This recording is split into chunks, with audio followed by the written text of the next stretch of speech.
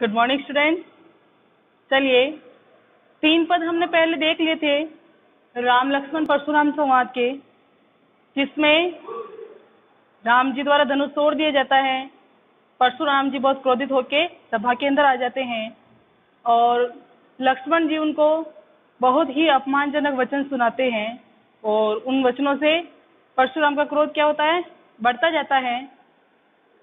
तो 3 पद हमने देख लिए थे, आगे वाले 3 पद हम अब देखेंगे। तो चलिए शुरू करते हैं 4था पद। चलिए तीसरे पद में हमने क्या देखा था कि परशुराम जी बहुत ही क्रोधित हो रहे हैं, लक्ष्मण उनको अपमानजनक वाक्य सुना रहे हैं और जब लक्ष्मण उनसे बोलते हैं कि भाई आपको तो वज्र धारण करने की जरूरत ही नहीं है, क्योंकि आपका जो वचन है वो क्या है, करोड़ों वज्रों के समान कठोर है, तो आप व्यर्थ में ही क्या कर रखे हैं, आपने फरसे को धारण कर रखा है, धनुष बाण को धारण कर रखा है। तो यह सुनकर परशुराम जी को बहुत ज्यादा गुस्सा आ जाता है। फिर 4थे पद में देखिए वो क्या कह रहे हैं, क्योंकि राम और लक्ष्मण के साथ और कौन आए हुए होते हैं, विश्वामित्र जी भी उनके साथ में आए हुए होते हैं। तो विश्वामित्र जी से वो बोलते हैं कौशिक, कौशिक का मतलब है विश्वामित्र। कौशिक सुनहु मंद यहू बालकु। कौशिक विश्वामित्र जी से परशुराम जी बोल रहे हैं कि हे विश्वामित्र जी सुनिए, मंद यह जो बालक है यह क्या है, मंद बुद्धि है, दुष्ट बुद्धि बालक है। कुटिलु कालबस निज कुल गालकु। कुटिल कालबस, कुटिल यानी इसकी कुटिल बुद्धि के कारण, इसकी दुष्ट बुद्धि के कारण यह बालक अब काल के वश में आकर, अब अपनी मृत्यु के वश में आकर अपने ही कुल का क्या करने जा रहा है, नाश करने जा रहा है, अपने ही कुल का घातक बन रहा है। आगे देखो, भानु वंश राकेश कलंकु। भानु सूर्य, तो सूर्य के वंश का होते हुए भी यह क्या है, राकेश यानी चंद्रमा, तो चंद्रमा के ऊपर एक कलंक के समान है। भले ही ये लक्ष्मण सूर्य के वंश का है, लेकिन इसकी कुटिलता के कारण, इसकी कुबुद्धि के कारण यह चंद्रमा के ऊपर कलंक के समान है। निपट निरंकुशु अवधु असंकु। निपट यानी पूरी तरह से ये बालक निरंकुश है, बुद्धिहीन बालक है, निडर बालक है। काल कवलु होई छन माही। काल कवलु का अर्थ होता है काल का ग्रास। तो यह होई हो जाएगा, छन माही एक क्षण में। यह बालक मेरे क्रोध से एक क्षण में काल का ग्रास बन जाएगा, मृत्यु को प्राप्त हो जाएगा।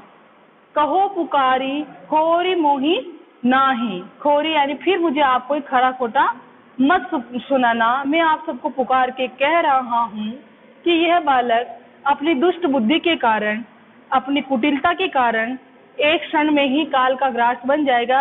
एक क्षण में मैं इसको मृत्यु के प्राप्त करवा दूंगा, फिर आप मुझे कोई भी खरी खोटी मत सुनाना। तुम्हें हट कहूँ जो चाहूँ उबारा। तुम अगर इसे बचाना चाहते हो, उबारा यानी इसको उबारना चाहते हो, इसको बचाना चाहते हो, कही प्रताप बलु रोष हमारा, तो इससे कह दो कि हमारा प्रताप क्या है, हमारा बल क्या है, हमारा क्रोध क्या है। रोष का मतलब क्रोध, बल, प्रताप। तो अगर आप इसको बचाना चाहते हो मेरे से, मेरे क्रोध से इसको बचाना चाहते हो, तो आप इसको बता दो कि मेरे प्रताप कितना गौरवशाली है, मैं कितना बलशाली हूँ और मुझे कितना क्रोध आता है। यह सुनकर लक्ष्मण बोलते हैं लखन कहेऊ मुनिसु जसु तुम्हारा, तुम ही अछत को बरने पारा। लक्ष्मण कहता है वे मुनि, हे मुनि, सुजसु तुम्हारा, तुम्हारा सुयश यानी तुम्हारी वीरता का गुणगान, आपकी बखानता, तुम ही अछत, तुम्हें छोड़कर को बरने पारा, और कौन इसका अच्छा वर्णन कर सकता है। भाई आप ही अपनी वीरता का इतना अच्छा वर्णन कर सकते हो, तो आपको छोड़कर आपकी वीरता का इतना अच्छा वर्णन और कौन कर पाएगा। अपने मुंह तुम आपनी करनी, बार अनेक भांति बहु भरनी।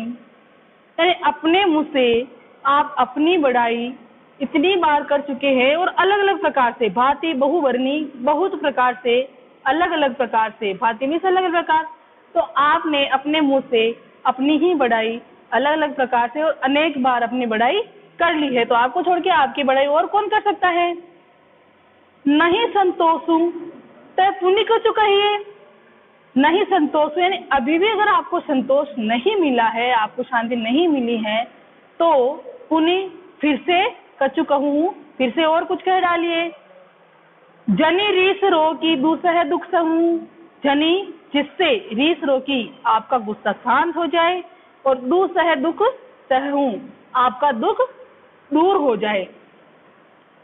आगे देखो, वीर भृति तुम धीर अछोभा, गारी देत पावत न शोभा। तुम वीरता के, लक्ष्मण जी परशुराम जी से बोल रहे भी आप तो वीरता को धारण करने वाले धैर्यवान पुरुष है, आपको गाली देना शोभा नहीं देती है। फिर लक्ष्मण जी बोलते हैं, सुर समर करनी करही, कहीं न जना वही आपू। सुर वीर पुरुष समर युद्ध भूमि में करनी अपने कार्य करते हैं, अपनी वीरता का बखान नहीं करते हैं। जो वीर पुरुष होते हैं वो अपनी वीरता का बखान न करके क्या करते हैं, युद्ध भूमि में अपने कार्य को करते हैं। विद्यमान रन पाई रिपु, कायर कतहि प्रतापु। विद्यमान रन यानी युद्ध भूमि में, पाई यानी पाकर के, रिपु यानी शत्रु, तो शत्रु को युद्ध भूमि में अपने सामने पाकर जो कायर लोग होते हैं वही अपनी वीरता का बखान करते हैं, लेकिन जो वीर पुरुष होते हैं वो युद्ध में अपनी वीरता का बखान न करके अपने कार्य को पहले करते हैं। आगे देखो, फिर लक्ष्मण जी कहते हैं, तुम तो कालू हाक जनु लावा, बार बार मोहि लागे बुलावा। आपके गुस्से से ऐसा लग रहा है कि आप तो काल को हाक यानी आवाज लगा लगा के मेरे लिए बुला रहे हो। तुम तो कालू हाक जनु लावा, यानी तुम तो ऐसे कह रहे हो जैसे मृत्यु को बार बार मेरे लिए आवाज लगा के बुला रहे हो।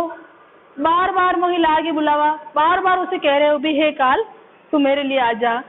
सुनत लखन के वचन कटोरा, तो ऐसा कहने के बाद, लक्ष्मण के कठोर वचन सुनने के बाद परशुराम जी को अत्यधिक क्रोध आ जाता है, और परशु सुधारी धरेव कर घोरा, और परसे को संभाल करके वो धारण करके लक्ष्मण की तरफ बढ़ते हैं। अब जनि देई दोष मोहि लागू, कटुवादी बालकु बद जोगू। अब आप मुझे कोई दोष मत दीजिएगा।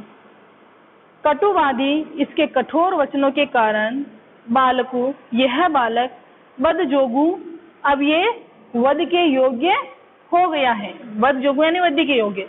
इतनी देर में सुनता रहा, लेकिन अब आप मुझे कोई भी दोष मत दीजिएगा। इसके कठोर वचनों के कारण ये बालक अब वध के योग्य हो चुका है, अब ये मेरे से नहीं बचेगा। बाल बिलो की बहुत में बाचा, बालक समझकर, बिलो की देख कर समझ कर, बहुत बार मैं बाचा, मैंने इसको बचाया। मैंने सोचा भी बालक है, इसको बहुत बार मैंने बचाया। अब ये हूँ मर निहार भा साचा, लेकिन अब यह सच में मरने योग्य हो चुका है। कौशिक कहा समीह अपराधु, बाल दोष गुण गनिह न साधु। कौशिक कौन है? विश्वामित्र जी, जो कि राम लक्ष्मण को अपने साथ में लेकर आए थे। तो विश्वामित्र जी उठकर कहते हैं कि हे महात्मा, बालक के अपराध और उनके गुण को आप नहीं देखते हैं। साधु जो होते हैं वो बालक के दोष और गुण को नहीं देखते हैं, इसलिए बालक समझ के आप इसे क्षमा कर दीजिए, इसके अपराध को क्षमा कर दीजिए।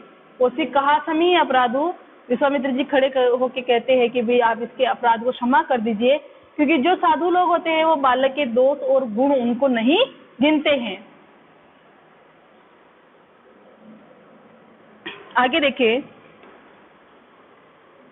हर कुठार में अकुरन को ही, आगे अपराधी गृह दो ही। तब परशुराम ने कहा कि यह जो मेरा दुष्ट परसा है, खर कुठार यानी दुष्ट परसा, ये मेरी तरह दयावान नहीं है।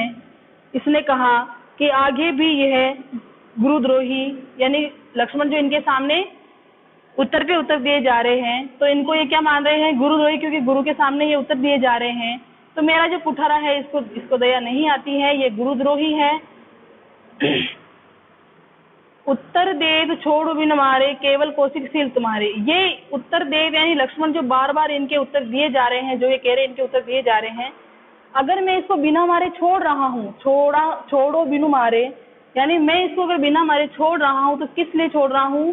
केवल कौशिकशील तुम्हारे, कौशिक विश्वामित्र जी, तो केवल आपके शील व्यवहार के कारण, आपकी शीतलता के कारण मैं इसको बिना मारे छोड़ रहा हूँ। ये मुझे उत्तर पे उत्तर दिए जा रहा है, फिर भी मैं इसको क्यों नहीं मार रहा हूँ? क्योंकि केवल आपके व्यवहार के कारण, आपके शील व्यवहार के कारण। लक्ष्मण को मैं इतने उत्तर देने पर भी नहीं मार रहा हूँ क्योंकि आपका व्यवहार बहुत ही शीतल है। नहीं तो न तो यही काटी कुठार कठोरे, नहीं तो मैं अपने इस कठोर कुठार से इसको कब का काट देता।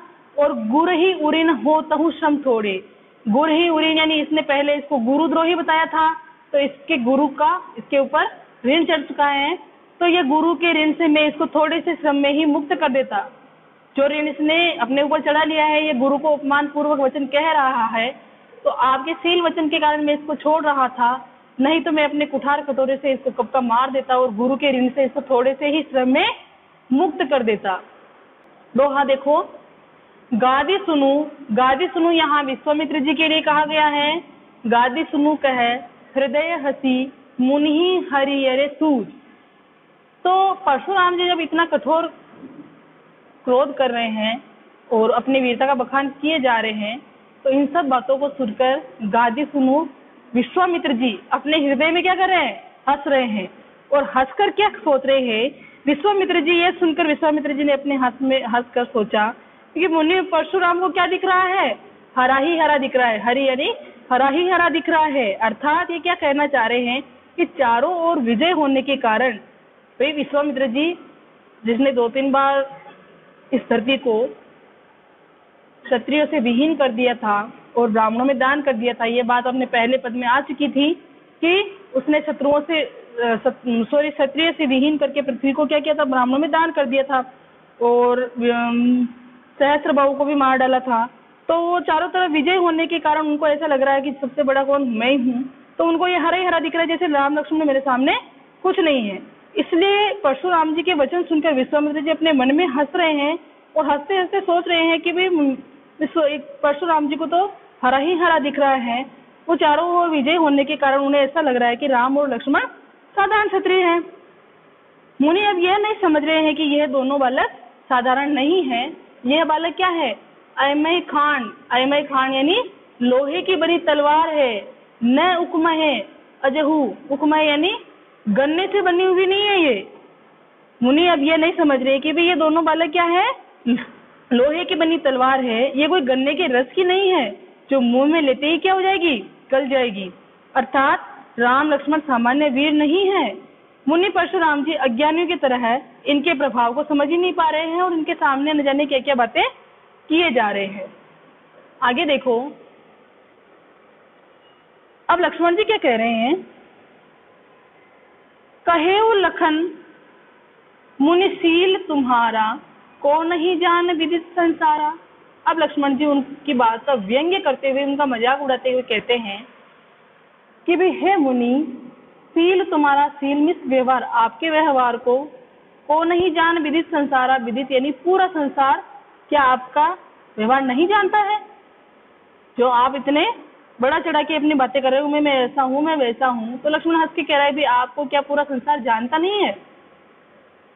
माता पिता ही उरिन भय नीके, गुर ऋणु रहा सोच बड़ जी के। यानी माता पिता के ऋण से तो आप अच्छी तरह मुक्त हो गए, अब केवल क्या रह गया है? गुरु का ऋण शेष रह गया है आपके ऊपर। जो आप क्या करना चाहते हो? सो जनु हमरे ही माते काढ़ा। तो माता पिता के ऋण से तो आप मुक्त हो गए हो और गुरु का जो ऋण आपके ऊपर है वो आप हमारे माथे निकालने चाहते हो क्या? इतना कह के दिन चली गए, ब्याज बढ़ बाढ़ा। अब इतने दिन बीत गए हैं तो उन ऋण का क्या हो गया? ब्याज भी बढ़ गया होगा। अब आनी है बेहरिया बोली, बेहरिया यानी हिसाब किताब करने वाले। तो चलो अगर आपका ब्याज इतना ही बढ़ गया है गुरु ऋण का, तब हम क्या करते हैं? हिसाब किताब करने वाले को बुला लेते हैं, तुरंत देऊं मैं थैली खोली, और तुरंत मैं आपका हिसाब करके थैली खोल के आपका जो भी हिसाब बनता है मैं उसको क्या करूंगा? आपको दे दूंगा। एक बार यहाँ तक की लाइन वापस देखो। लक्ष्मण ने परशुराम से क्या कहा कि आपके शील स्वभाव के बारे में कौन नहीं जानता? यह पूरा संसार जानता है कि आप कैसे हैं। आपके माता पिता के ऋण से तो आप अच्छी तरह मुक्त हो गए। अब केवल आपका गुरु का ऋण शेष रह गया है, जिसका आपके जी पर बड़ा बोझ है। तो शायद यह ऋण आप क्या करना चाहते हैं, हमारे ही माथे पर डालना चाहते हैं। बहुत दिन बीत गए, इस पर भी अब क्या हो गया, ब्याज भी बहुत बढ़ गया होगा। अब किसी हिसाब करने वाले को हम बुला लेते हैं और उसको बुला लेने के बाद आपका जो भी हिसाब किताब बनता है, मैं तुरंत ही अपनी थैली खोलकर सारी धनराशि आपको दे देता हूँ। आगे देखो, भृगुवर परशु देखा बहु मोही, सॉरी आगे देखो, सुनि कठोर वचन कुठार सुधारा।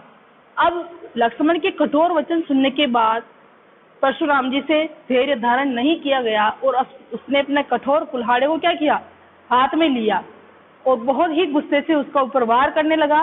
तो वार करने के बाद क्या हुआ कि हाय हाय सब सभा पुकारा। तो सारी सभा, वहां पर जो बैठे थे सभी राजा, वो सब खड़े हो गए और हाय हाय करने लगे।